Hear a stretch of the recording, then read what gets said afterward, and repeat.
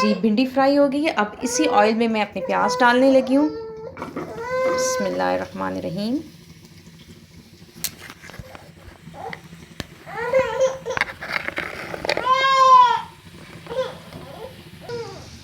जी, ये प्याज मैंने डाल लिए हैं। एक दो दफ़ा इसको हिला लेते हैं।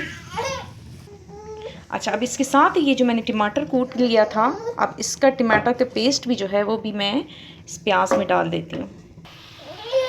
आहिस्ता आहिस्ता चम्मच हिला लें। इस टमाटर के पेस्ट को प्याज के साथ मिक्स कर दें।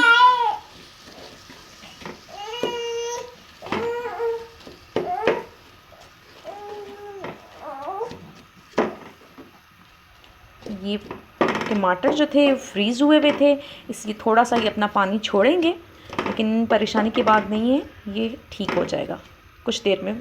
फिर हम देखते हैं। अच्छा, इसी स्टेज पे मैं अपने सारे